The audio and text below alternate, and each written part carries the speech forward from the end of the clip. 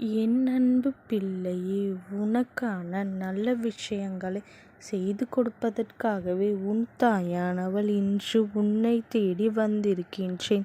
நீண்ட நாட்களாக உன்னுடைய உறவு என்று உன்னோடு பேச வேண்டும் என்று அழுது கொண்டிருக்கின்றாள் என் தங்கமே. உன் உறவை நான் பேச வைக்கப் போகின்றேன். எப்படி தெரியுமா? இந்த பதிவினை நீ முழுமையாக கேட்டு நான் சொல்லும்படி உன் இல்லத்தில் செய்தால் உன் உறவை மீண்டும் எடுத்துக்கொண்டு வருவேன். அதுபோல உன்னுடைய உறவு நிரந்தரமாக உன் இல்லத்திற்குள் தங்கும்படி உன் பேச்சை கேட்டு நடக்கும்படியும் இந்த அம்மா நான் செய்து கொடுப்பேன். இந்த அம்மாவினுடைய வாக்கு சத்திய வாக்கு என்பதை நீ மறந்துவிடாதே. இந்த விஷயம் நடக்க வேண்டும் என்றால் நீ என்ன செய்ய வேண்டும் என்பதை இந்த பதிவினின் மூலமாக என் பிள்ளை உனக்கு நான் தெரியப்படுத்தப் போகின்றேன். தெரியப்படுத்த ஆசைப்படுகின்றேன் என்றேன். என் தங்கமே, உன்னுடைய கஷ்டங்களுக்கு கவலைகளும் கண்ணீர்களும் வேதனைகளும் நீங்குவதற்காகத்தான் இந்த அம்மா உன் இல்லத்தில் அடியெடுத்து வைக்கப் போகிறேன். அதனால் என் தங்கப்பிள்ளையே, இப்பொழுது உன்னுடைய மிகப்பெரிய கஷ்டங்களும் பிரச்சனைகளும் உன்னை விட்டு விலக வேண்டும் என்று வேண்டுவதோடு மட்டுமல்லாமல் உன்னுடைய உறவு உன்னோடு சேர்ந்து வாழ வேண்டும் என்ற இந்த பதிவினை உன் கண்களை மூடி கவனமாக நீ கேட்க வேண்டும். ஏனென்றால் வாய்ப்புகள் என்பது பல தடவை வருவது அல்ல. சில நேரங்கள் சில வார்த்தைகளால் சில மனிதர்களால் வருவது. இதோ இந்த அம்மாவினுடைய வாய் மூலமாக வருவது அல்லது இந்த பிரபஞ்சத்தின்படி எப்படி நடக்க வேண்டுமோ அப்படித்தான் நடக்கும் என்பதனை நீ நினைவில் வைத்து கொள்ள வேண்டும் என் பிள்ளையே.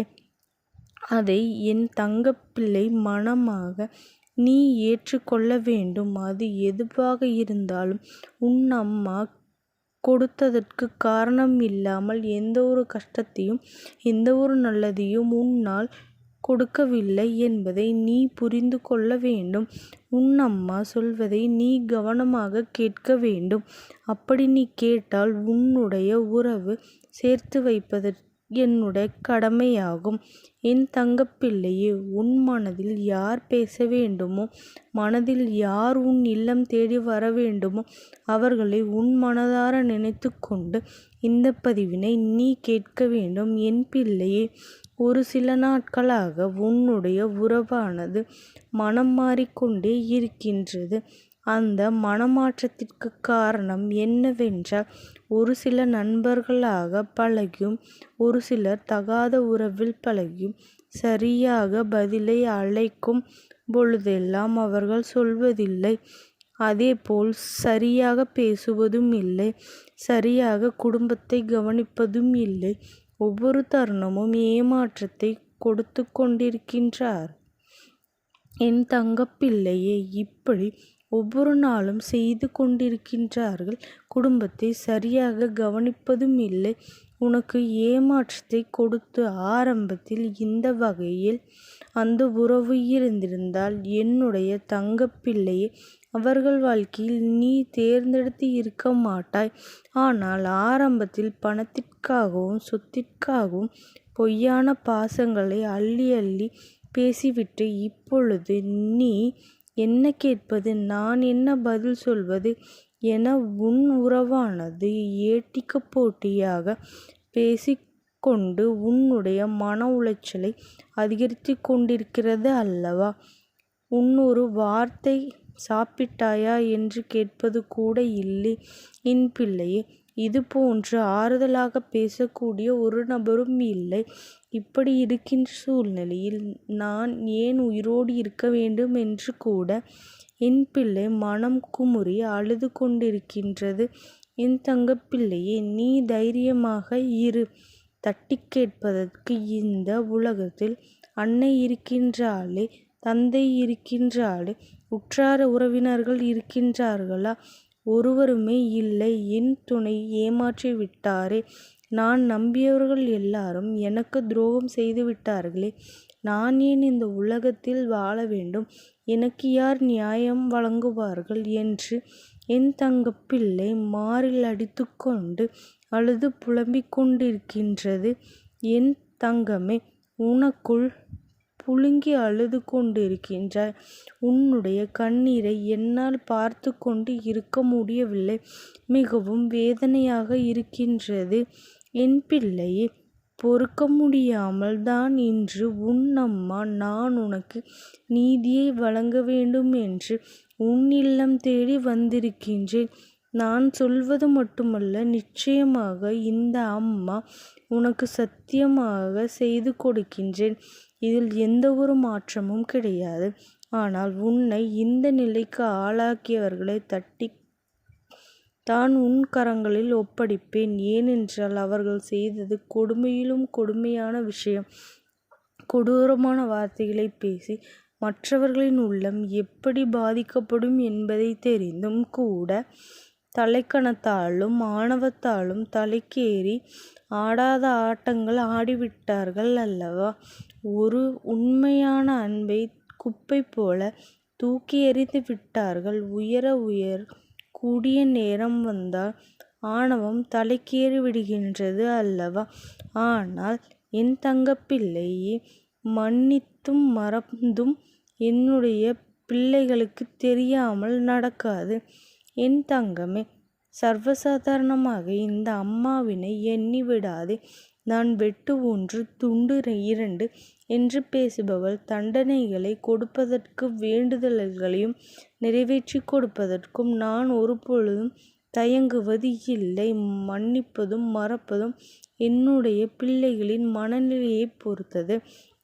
என்னுடைய உண்மையான அன்பு உனக்கு தெரியாமல் இல்லை. யாரேனும் தீங்கு செய்துவிட்டால் இந்த அம்மா கண்டிப்பாக அவர்களுக்கு தக்க தண்டனை வழங்கும் பொழுதே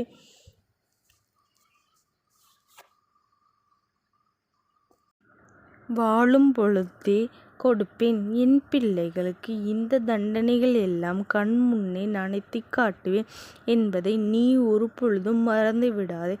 எப்படி எந்த நேரத்தில் இந்த அம்மா உன் வாழ்க்கையில் வரப்போகின்றேன் என்பதை இந்த நேரத்தில் உனக்கு சொல்லிவிடுகின்றேன். இதை உன் இல்லத்தில் கண்டிப்பாக கடைபிடிக்க வேண்டும்.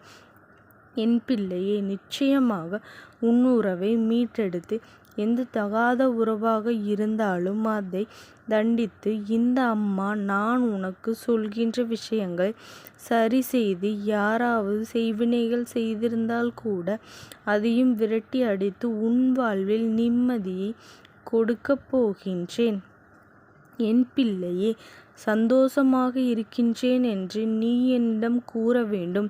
நீ எப்பொழுதெல்லாம் சந்தோஷமாக இருக்கின்றாயோ அப்பொழுதெல்லாம் உன் தாயானவளும் சந்தோஷமாக இருக்கின்றேன் என்பதை நீ மறந்து விடாதே.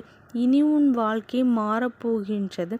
சில நிமிடங்கள் அம்மா எனக்கு மன வருத்தங்கள் அதிகமாக உள்ளதே என்று கலங்காதே. உன் அம்மா எல்லாவற்றுக்கும் வந்த பிறகு ஒவ்வொன்றாக தனித்தனியாக உனக்கு சரி செய்து கொடுப்பேன் என்பதை நீ நினைவில் வைத்து கொள்ள வேண்டும். என் தங்கமே, நீ அழுவதை பார்க்கும் பொழுது என்னுடைய மனம் மேலும் மேலும் வேதனைப்படுகின்றது. அதற்கு காரணமே உன்னுடைய துணைக்கு தண்டனை அதிகமாக கொடுத்து விடுவோனோ என்ற கவலையும் எனக்கு இருக்கின்றது. என் பிள்ளையே, உனக்கு தீங்கு செய்த இவர்களை எல்லாம் தண்டிக்க வேண்டும் என்ற கோபம் இருந்தாலும் அவர்களை தண்டிப்பதற்கான காலம் நேரத்திற்காக உன் அம்மா நான் எல்லாவற்றையும் பொறுத்து கொண்டு இருக்கின்றேன். என் கைகளை நானே கட்டி கொண்டு இருக்கின்றேன் என்பதை மட்டும் நீ மறந்து விடாதே. அதனால் நீ தைரியமாக இருக்க வேண்டும். உன் அம்மா நான் எப்பொழுதும் உனக்கு துணையாக இருந்து கொண்டிருப்பேன். என் அன்பு குழந்தையே, இந்த தாயானவளினுடைய அன்பும் ஆசீர்வாதமும் உனக்கு என்றென்றைக்கும் முழுமையாக கிடைத்து கொண்டே இருக்கும். ஓம் சக்தி போற்றி. ஓம் ஆதிபராசக்தி போற்றி போற்றி.